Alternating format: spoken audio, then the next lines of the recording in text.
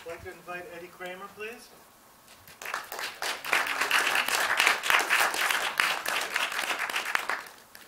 So just to give a little background, this is a track that Eddie recently mixed from a band based here in Brooklyn, and we got some backing tracks. And Eddie, I think you said you wanted to maybe take a look at the guitar track here. Guitar. First of all, good morning, New York. Thank you all for coming out today to see us with our new little world of plugins. For me, being a staunch advocate of the analog world, to have my own digital plugin has really twisted my brain around, and I've become a huge, huge fan of all of the wave stuff.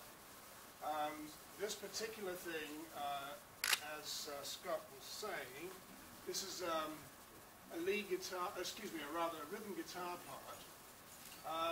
Let's just play it without the plug-in and see what we've got. You want to hear all the tracks or just the guitar? If you have the mix, let's have a little piece of the mix first. Yes, sir.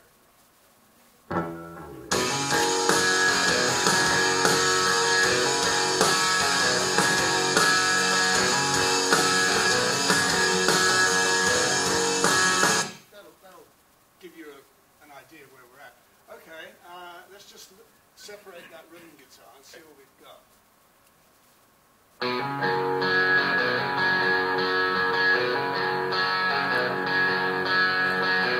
So it's a dry sounding guitar, it doesn't have much life to it. Let's just see if we can kick some life into it.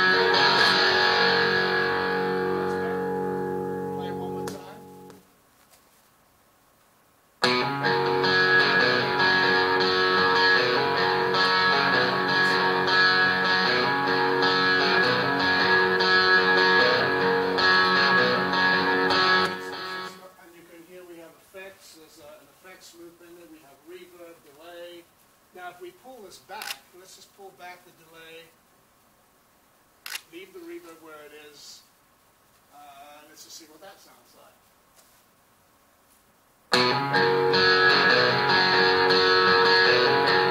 Go to bypass now to see what it sounds like before we Sure.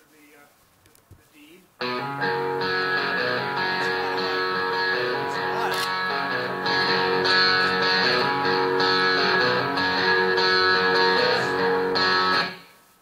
Just the tail of the reverb at the end of it. It's a very, very effective, very simple tool. The idea is that I've done what I feel is the right thing for guitars, bass, drums, vocals, and special effects. There's 5 plugins. Can we show the various plugins, please? And it's my particular sound that I've sort of developed over the years. This is the drum. This is kind of fun because, as you can see, there's various little knobs here to push in. But the first one is bass drum. If you click on that,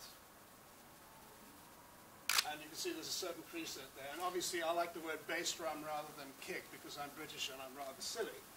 But it has quite a few things that you can do to it. There's a bass and a treble control. If you click on the snare, you can see what it's doing. It took out the gate because I didn't want a gate on the snare. Go to the hi-hat, please. Once again, you see the preset. We've taken out the compressor because I didn't want to squash the hi-hat. But let's go to the toms, and you can see there's a compressor here, but there's also on the very top where it says effects. That's an extra. Do you want to talk to me? It's a little a parallel compression, sort of like a parallel compression dry wet mix. You know, one of Eddie's signature sounds was nice big pumping drums, so we pumped some parallel compression back into the plugin and give a single easy knob to give the user control and sort of instant effect. And so on and so on. I mean, the idea here is to give the person who's starting out, or somebody with a little laptop with an LE, instantaneous gratification. Now, once you've got that instantaneous gratification, then you can start messing around with it and being silly with it. And I love to be silly with this stuff. Let's go to, let's say, the bass, for instance. On the bass, there's bass and treble, and a fair amount of compression and a sensitivity control. And once again, that sensitivity control gives you that gradual amount of distortion that is very, very cool, because I like the bass to growl a bit. I just don't always want it to sound pure. Let's do the guitar one, which we've already seen. Once again, you can see there's FX, there's verb, there's delay, delay mix. You can pull the mids out, and you can seriously crank on the compression.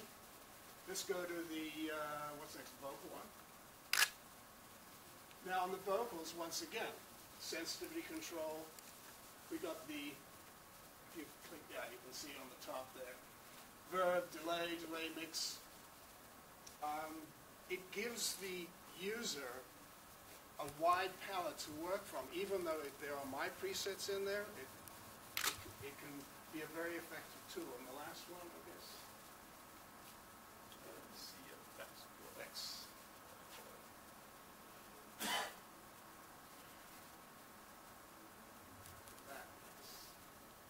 Right, and this one you can, whoops, there we go. There it is. Okay, now this has an interesting little side note. As you can see in the background, there's a Z slap and an H slap. And I guess if you use your vivid imagination, you can figure out what Z and H stand for. They refer to two of the artists that I happen to have worked with. And you can really give a vocal, like, can we have time to show the vocal? Or are we running out of time? We're running out of time. We'll make it happen quick. A very quick vocal piece. Sure.